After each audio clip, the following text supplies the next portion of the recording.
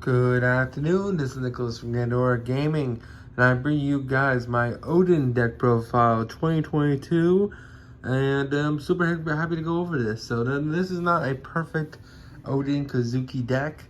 Sadly, I am missing 4 Yamato. I'll go over the deck profile where I put in for those Yamato, but ultimately, I think this build is pretty solid and very budget, at least when it comes to terms of Yu-Gi-Oh!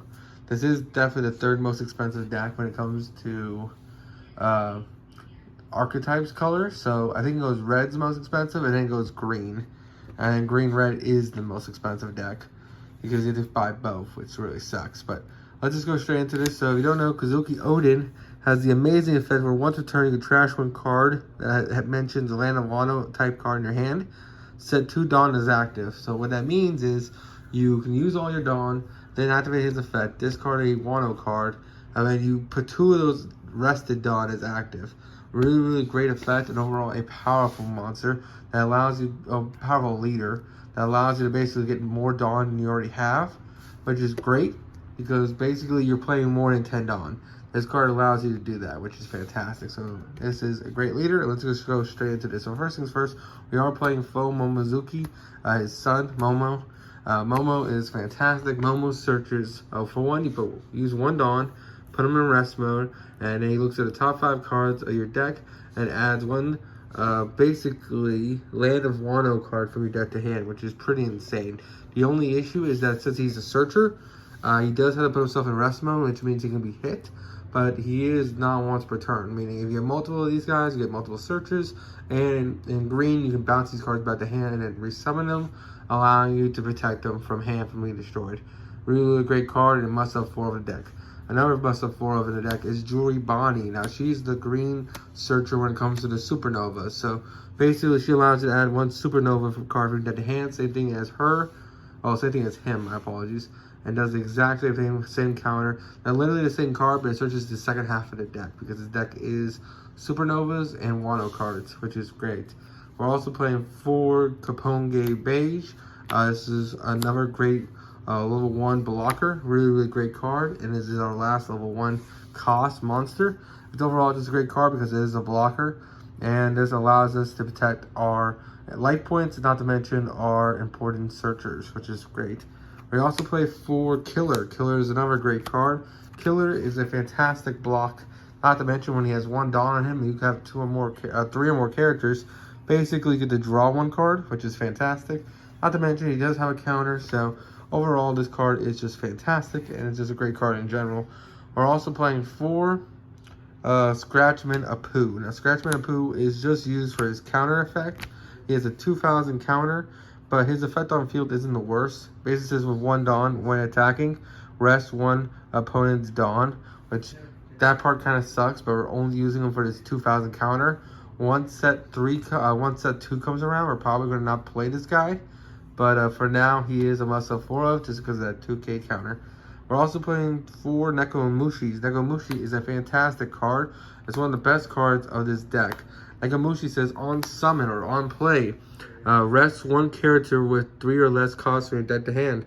So basically it says, hey, your opponent has a level 3 or lower blocker. Let's just rest it.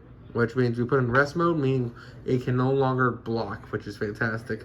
A card that's just infinitely better than him, though, is the next card, which is Izo. Izo is a fantastic card, and this card's effect is basically, hey, on play, rest a 4 cost or lower, which is also fantastic, meaning it stops 3s, this one stops 4 or lower.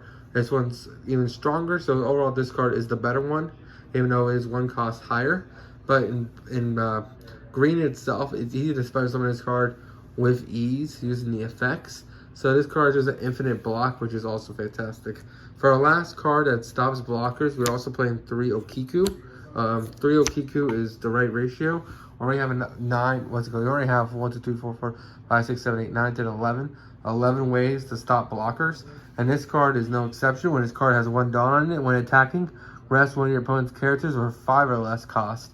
A really great card, not to mention it's a 3k 5000. The only reason why we're not playing it at 4 is the fact that it does not have a counter. The fact that it does not have a counter means if it's stuck in hand, it's not really going to help you. So you definitely want to get Okiku onto the field and definitely don't have her rotting in hand. We're also playing 3 Raizo. My apologies. Raizo, we're just playing for the counter, but he's also, when attacking, if you have 2 more rested cards, draw 1. So basically, he's just a draw card. He allows us to draw multiple times a turn. We can attack with him, then restand him, and then attack again, which draws us 2, which is pretty swell. And overall, a 4,000 for level 3 isn't the worst, but it isn't the great either. I probably would cut him by set 2, but for now, he's definitely a good 3-of. We're also playing 4 Law. Now, this guy is the heart and soul of this deck, besides the other big level dudes. This guy is a house. It's probably one of the most stupid cards in a deck. It's also one of the most expensive cards in a deck. So he's a blocker, level 5 cost, 6,000 attack. After block, well, for one, he's a blocker, so that's fantastic. But on play, return 1 character from your hand. Play up to 1 character of 3 or less cost from your hand. So basically, it says, hey, you can Momo search, summon this guy, bounce back to Momo, especially summon out like a Nekomushi or a Raizo, or not Raizo, a Izo. Izo will then, or Nekomushi will then rest the character, and you just go off from there, which is fantastic. Or you can go bounce Momo, summon Momo, and basically that allows you to basically do another search, which is fantastic. Must have 4 of in the deck.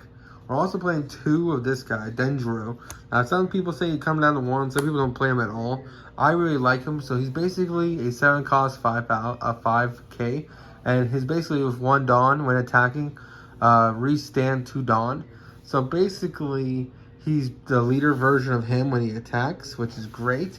So we can actually restand 4 Dawn a turn when he's on field, meaning we actually have access to 14 Dawn in our deck, when our opponents have access to only 10, which is pretty swell, and overall a great card in general.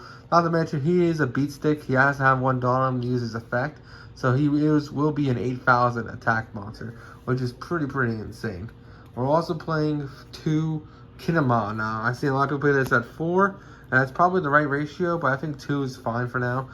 This guy says on play, basically, he gets to summon a character of 3 or less costs from your hand.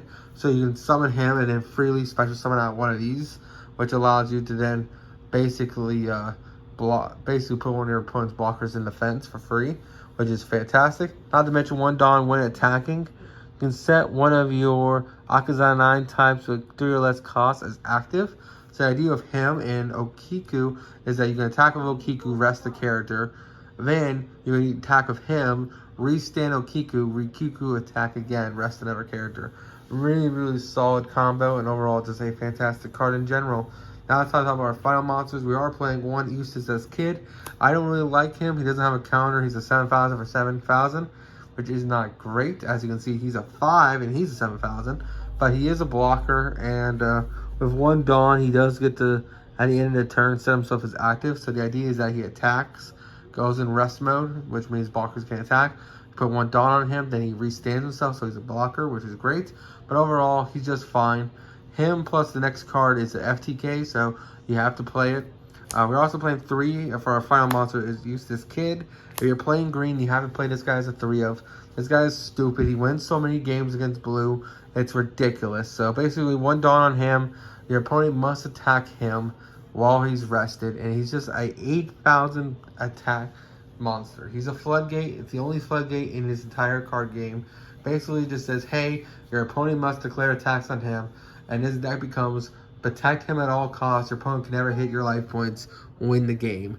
Really stupid, a really scummy strategy, but overall it's such an important strategy that you have to play it as a 3-of. Great powerful card, and it is fantastic. And finally, for our final card, we are also playing 4 Paradise Waterfall. Paradise Waterfall is a great card. Basically says, hey, 1 Dawn. Basically allows you to counter your leader gains 2,000 and set 1 character as active, which is fantastic because if they're going after a character, you have to his effect, gain 2,000, and then restand them, meaning they can no longer declare attacks.